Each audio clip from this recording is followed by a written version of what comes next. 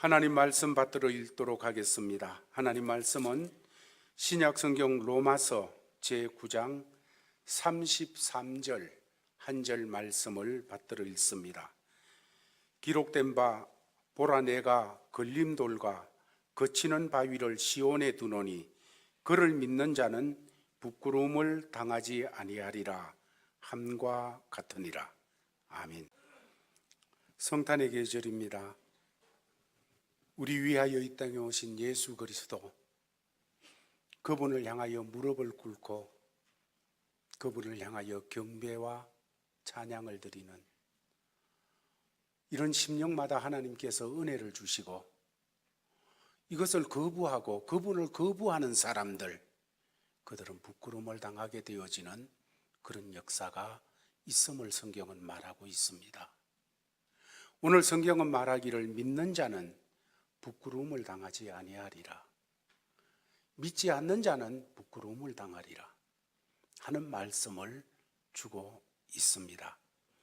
우리는 로마서에 있는 말씀을 오랫동안 같이 상고하면서 이 말씀을 통하여 하나님께서 우리에게 예수 그리스도를 통하여 구원의 은혜를 베풀어 주신 이 놀라운 사실, 우리는 우리의 업적과 우리의 선행과 우리의 어떤 노력이 아니라 오직 하나님께서 예수 그리스도를 통해서 이루어 주신 영원한 속죄와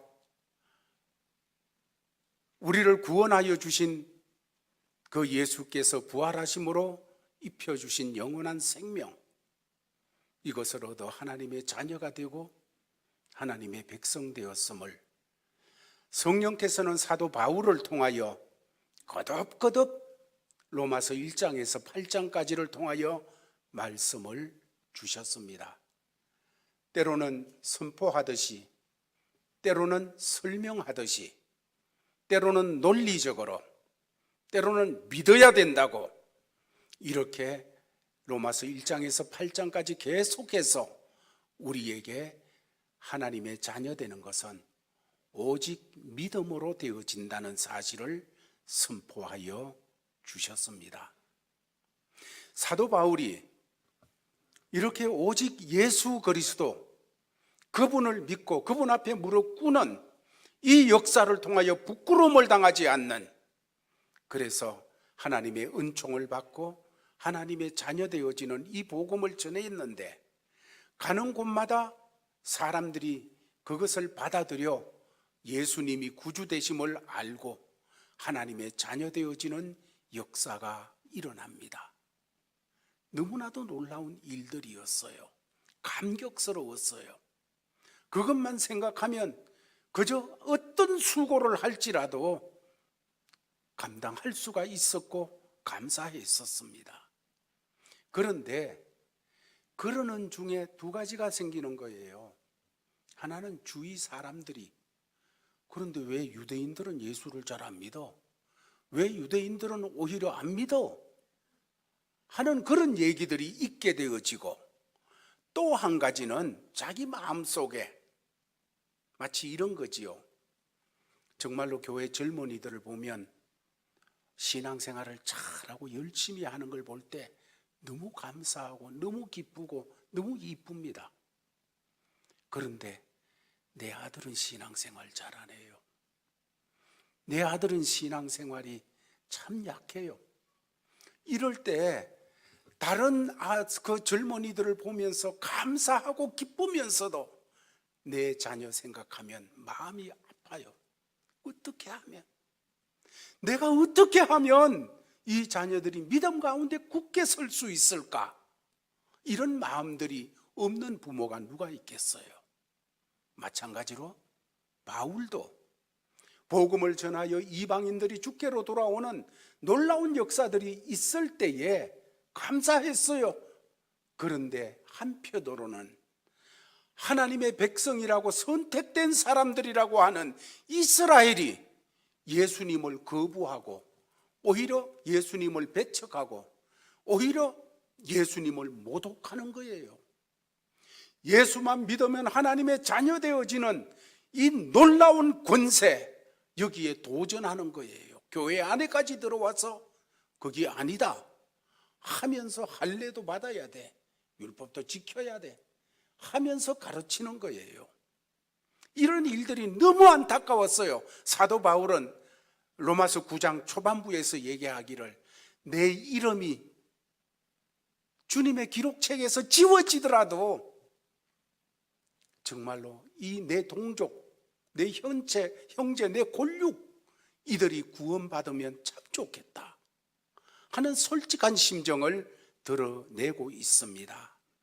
그러면서 그 일에 대해서 왜 그렇게 되어지는가 하는 것에 대해, 왜 이스라엘이 구원의 자리에서 자꾸 멀어지고 이방인들이 구원받는 이런 역사가 일어나게 되었는가 하는 것을 말씀을 통해 정돈하여 우리에게 주고 있는 것입니다. 로마서 9장 말씀에서 오늘 30절 31절 말씀은 이렇게 먼저 우리에게 말하고 있습니다. 한번 같이 읽어보겠습니다. 시작.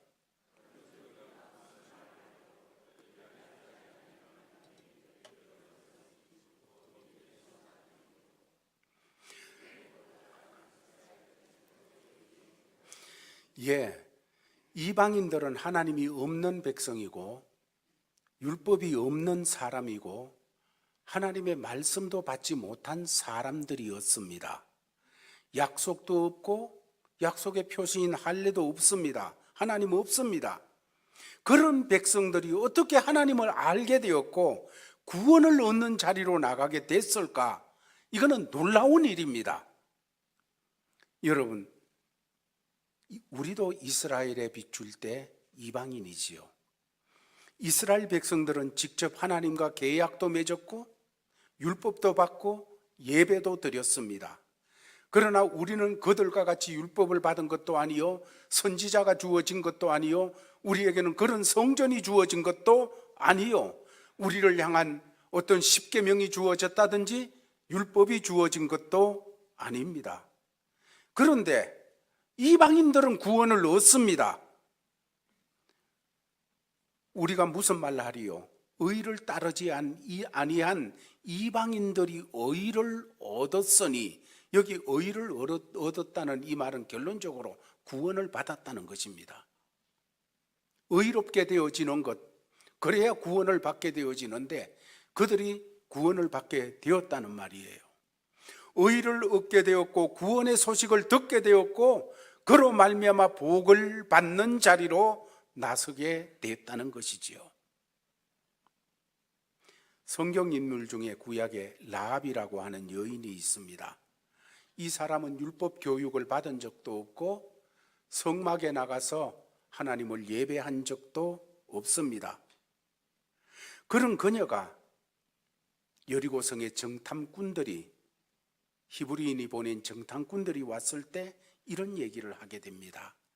너희 하나님께서는 너희를 홍해를 육지같이 건너도록 갈라주셨고 광야에서 기적을 행하셨고 요단 동편에서도 놀랍게 역사하셨다 하는 소문을 내가 들었다. 그 소문만 듣고도 그는 얘기하기를 마음이 녹아내렸다, 마음이 녹았다. 그러면서 너희 하나님은 하늘에서도 하나님이시고 땅에서도 정말 참 하나님이시다 하는 이야기를 뱉어내게 되어지는 것입니다. 라합은 소문만 듣고 그 하나님을 알고 그 하나님을 인정한다는 것이지요. 반대로 이스라엘 백성들은 민족적으로 택함을 받아서 어떤 민족보다가도 정말 특혜를 받았습니다. 할례도 받았고 약속도 받았고 선지자도 받았고 더군다나 성전을 통하여 하나님을 예배하며 하나님을 만나고 나아갈 수가 있는 이런 특권을 그들이 받았습니다. 그런데 그런 복을 받은 이스라엘이 의에 이르지 못하였다. 다시 말해 구원받지 못하고 결국 실패하게 되어졌다는 것이지요. 32절은 이렇게 말합니다. 한번 같이 읽겠습니다. 왜 그런가? 시작.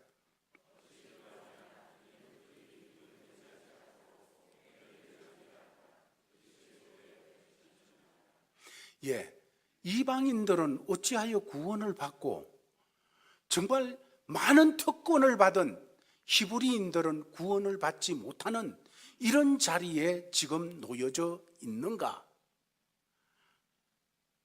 그 이유에 대해서 이방인들은 믿었고 이스라엘은 믿지 않았다는 겁니다. 이스라엘은 하나님이 믿으라고 보낸 메시아를 믿지 않았다는 거예요. 이것은 저희가 믿음에 의지하지 않고 행위를 의지함이라. 행위를 의지했기 때문이라. 이스라엘이 실패한 이유는 특권이 없어서가 아니고 하나님이 베푸시는 의롭게 되어지는 일, 구원받는 일을 믿음으로 하지 아니하고 믿음으로 가지지 않고 자기들의 행위로 의를 세우고 그 의를 가지고 하나님 앞으로 나가려고 했기 때문이라고 말하고 있습니다. 반대로 약속도 없고 이스라엘에 비해서 권리가 없던 이방인들이 어떻게 구원을 받을 수가 있었는가? 그것은 딴 건 아무것도 없습니다. 오직 믿었기 때문입니다.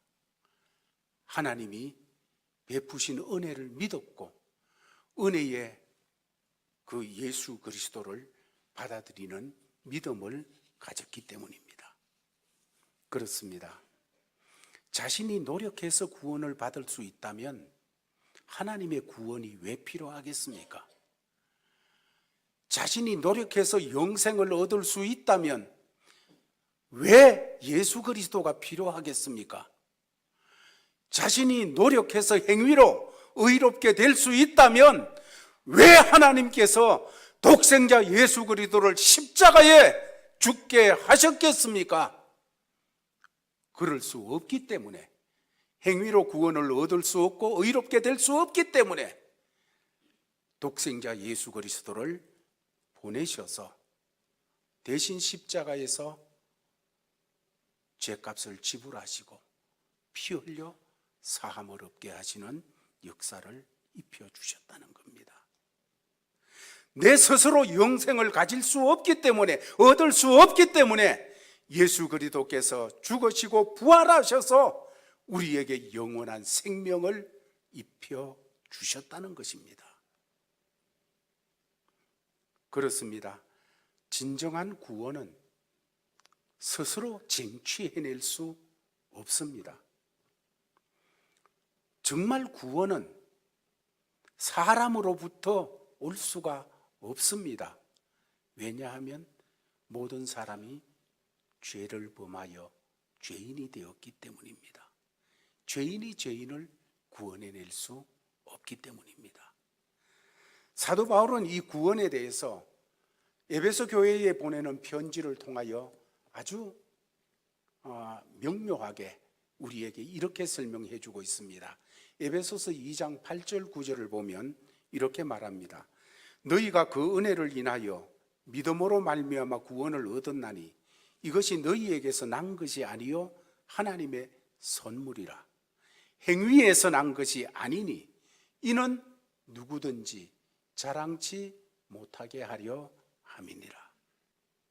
이 말씀 속에서 한 세 가지를 정돈하면 구원이 무엇이고 구원에 우리가 어떻게 접촉되어져 살아야 되어지는가?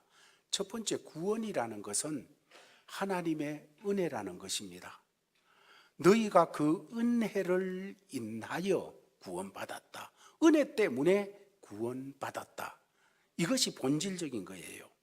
내가 노력하여서 내가 잘나서 받는 것이 구원이 아닙니다. 구원은 하나님이 조건 없이 그저 베풀어 주시는 은혜 때문에 우리가 구원을 입게 되었습니다. 은혜를 다른 말로 하면 그 다음 절에서 선물이라, 하나님의 선물이라 이렇게 표현하고 있습니다. 두 번째로 생각할 수 있는 것은 이렇게 하나님이 은혜를 선물로 주시는 것에 대해서 우리가 어떻게 받을 수 있느냐? 그 은혜를 인하여 믿음으로 말미암아 구원을 얻었나니, 믿음으로 받게 되어집니다.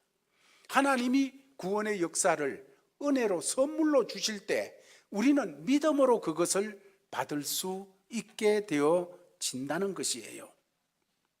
가령 제가 물에 빠졌습니다. 물에 빠져서 이제 그 물에서 나올 아무런 가망이 없어요. 빠져 죽을 그런 입장밖에 없는 겁니다.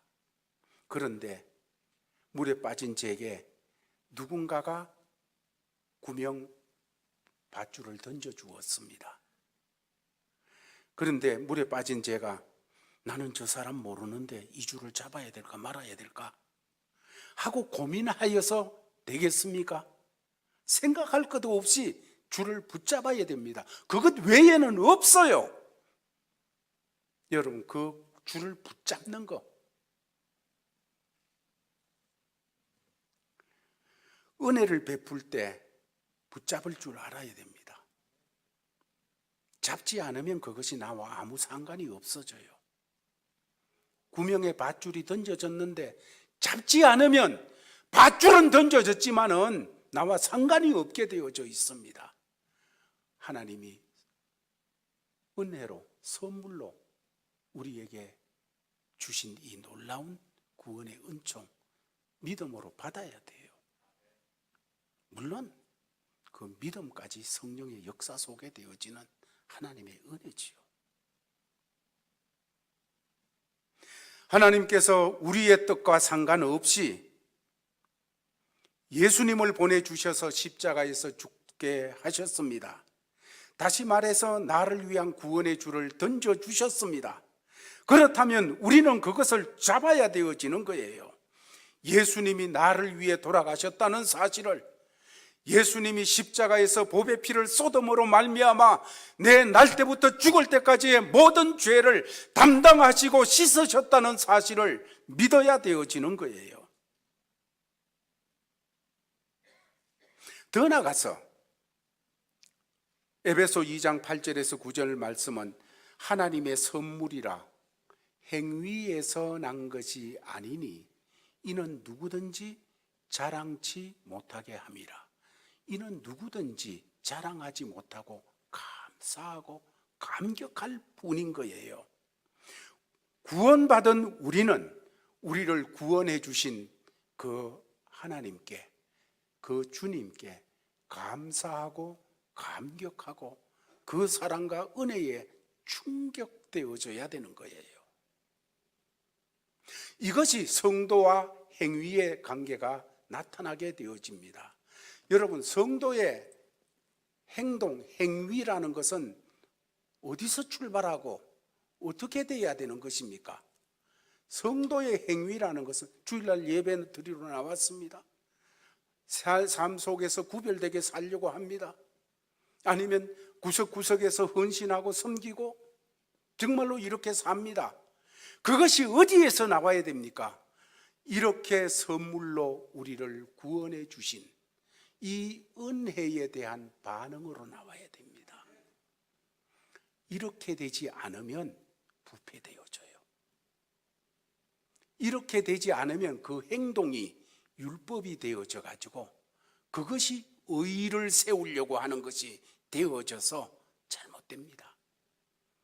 우리가 어디서 어떻게 하든지 간에 우리의 행위는 이 하나님이 베푸신 은혜에 대한 반응으로, 감사 반응으로, 감동의 반응으로 그렇게 나오는 거예요. 하나님의 선물이라 행위에서 난 것이 아니니 누구든지 자랑치 못하게 하려 함이니라. 따라서 구원받은 사람들은 자기 자랑이 없게 되어져요. 은혜로 구원받은 거기에 대해서 감동하고 감화받아 살아가는 사람은 교만할 수가 없어요. 자랑할 수 없기 때문에 뽐낼 수가 없습니다. 자기 주장을 할 수가 없어요.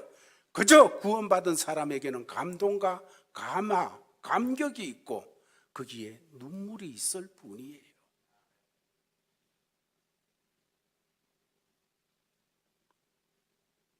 그런데 이스라엘 백성들은 이런 구원의 은혜를 믿음으로 받지를 아니하고 그거는 거부하고 꾸역꾸역 자기들의 행위로서, 율법을 지키는 행위로서 의롭게 되려고 노력을 했습니다. 하나님의 많은 복을 받았음에도 불구하고, 많은 특권이 그들에게 주었음에도 불구하고 예수 그리스도가 왔을 때에 믿음으로 받지를 아니하고 거부를 하고 끝까지 자기 행위 가지고 나가려고 합니다. 그러다가 보니까 그들의 행위라는 것은 감격이 없어요. 감동이 없어요. 메말라요. 그래서 나는 이만큼 했는데 저 사람은 왜 저래? 하면서 그런 것이 보여 서로 비판하고 정죄하고 이럴 수밖에 없게 되어졌다는 거예요. 이 일에 대해서 32절 말씀, 오늘 9장 32절은 이렇게 말하고 있습니다. 어찌 그리하냐? 유대인들이 어찌 그리하냐? 이는 그들이 믿음을 의지하지 않고 행위를 의지함이라. 부딪힐 돌에 부딪혔느니라. 여러분, 어린 시절이나 또 어떤 사람은 가끔 어른이 돼서도 그래요. 나가다가 돌뿌리를 차는 경우가 있습니다. 어렸을 때 저도 개구장이다가 보니까 그냥 뛰댕기다가 정말로 돌을 차가지고 발톱이 까지고 이럴 때가 많이 있는데, 여러분 그때 정말 아파요. 그렇지요? 해본 사람은, 당해본 사람은 알아요. 근데 어떤 사람은 어른 돼가지고도 그렇게 돌뿌리 차고 다니는 사람이 있습니다. 정말 고통스러워요. 여러분, 행위를 주장하고 의지하고 나가는 신앙생활은 돌 차며 나가는 신앙생활하고 같다는 것입니다. 봉사도 하고 헌금도 해요. 하지만 마음에 평화가 없어요. 그러면 왜 이럴까 하면서 더욱 열심히 종교적인 형태를 취하게 되어집니다. 그런데 종교적인 형태를 취하면 취할수록 신앙은 더 없어져요. 마음이 불안해요. 왜 그런 줄 아십니까? 믿음으로 나가지 않고 행위를 자꾸 붙잡기 때문이에요. 율법을 붙잡고, 율법은 여기서 행위를 나타내고 있는데 행위를 주장하고 나가는 것은 돌멩이 차장하고 같다는 거예요. 믿음의 성도에게 행위가 없어서는 안 되지요. 그러나 그 행위는 감사 속에서 나오는 거예요. 감동 속에서 나오는 거예요. 하나님의 그 은혜에 대한 충격 속에서 나오는 거예요. 그것이 헌신으로, 섬김으로 나올 때 그거는 묵은 짐이 될 수가 없어요. 오히려 더 큰 감격과 감동으로 나가는 행위일 수가 행위일 수밖에 없게 되어지지만은, 행위를 중심해서 은혜 아니고 믿음 아니고 그 행위가 중심이 돼서 나갈 때는 돌멩이 차는 그런 삶이 되어진다는 겁니다. 예수를 처음 믿을 때는 전부 다 믿음으로 삽니다. 처음 예수님을 만났고 처음 구원의 은혜를 경험했을 때는 모두 믿음으로 삽니다. 그런데 그런 생활 속에서 어느 정도 지나게 되면 사람들이 자기도 모르는 사이에 믿음에서 행위로 바뀌어지게 되어집니다. 그래서 신앙생활을 오래 한 사람일수록 관계가 불편한 사람이 많습니다. 마음의 평화도 없고 감격도 없고 그런 신앙생활이 되어지는데 왜 그렇습니까? 행위로 돌아갔기 때문이에요. 오늘 33절 말씀은 기록된 바 보라, 내가 걸림돌과 거치는 바위를 시온에 두나니 그를 믿는 자는 부끄러움을 당하지 아니하리라. 사랑하는 제일가족들이여, 저와 여러분은 이 거치는 돌에 걸리지 않기를 주의 이름으로 축원합니다. 우리가 정말로 은혜를 깨닫고 예수 그리스도가 구주 되심을 깨닫고 첫 번째 그 은혜에 대한 감격, 충격, 모든 것이 은혜였던 그때로 돌아가야 됩니다. 우리들이 하나님의 은혜를 처음 깨닫고 거기에 감동 감화되었을 때는 여러분, 다른 사람의 잘못이 보이지 않았어요. 자신이 받은 은혜가 너무 컸기 때문에 다른 사람들의 허물은 보이지도 않을 뿐만 아니라 혹 보여진다고 할지라도 중요하지 않았습니다. 그것이 중요하지 않았어요. 그런데 신앙생활을 오래 할수록 은혜는 없어지고, 은혜가 없어지고 내 행위가 중심이 되다가 보니까 다른 사람의 허물이 자꾸 보여집니다. 계속 그것이 보여지게 되어지니까 얼굴에 기쁨이 날아가 버리고 마음의 평강이 날아가 버리고 은혜와 믿음을 잃어버렸기 때문에 다 날아가 버렸어요. 이 돌에 걸리지 않기를 주의 이름으로 다시 축원합니다. 믿음으로 돌아가야 됩니다. 다시 은혜로 돌아가야 됩니다. 믿는 자는, 그를 믿는 자는, 예수 그리스도를 믿는 자는 부끄러움을 당하지 아니하리라. 믿음으로 나아가는 사람은 부끄러움을 당하지 않을 것이고 행위로 나가는 사람은 부끄러움을 당하게 될 것입니다. 저를 믿는 자는 부끄러움을 당하지 아니하리라. 믿음으로 나가지 않는 자는 부끄러움을 당하리라, 이 말씀이잖아요. 은혜로 나가는 사람은 부끄러움을 당하지 않게 되어져 있습니다. 사랑하는 제일가족들이여, 우리도 부끄러움을 당하지 않는 그런 삶, 그런 성도로 서기 위해서 은혜 가운데 서십시다. 믿음 가운데 서 있어야 되어집니다. 율법 귀해요. 너무나도 귀하고 거룩한 것입니다. 그러나 그 율법을 붙잡고 내가 이거 이만큼 지켰는데 이러면서 살아가는 신앙은 돌뿌리를 차는 신앙이 되어집니다. 그러나 은혜에 감동하고 감화해서 어떻게 주님을 기쁘시게 할까? 하나님이 이거 하지 마라 그랬네. 당연히 하지 말아야지. 하나님이 이런 삶 살아라고 했네. 당연히 해야지. 감동과 감화 속에서 그렇게 나가는 사람은 율법의 완성이신 예수 그리스도 안에서 착한 행실을 드러내며 살아가게 되어지는 것입니다. 여러분, 종교적인 습관에서 우리가 뛰어나와야 되어집니다.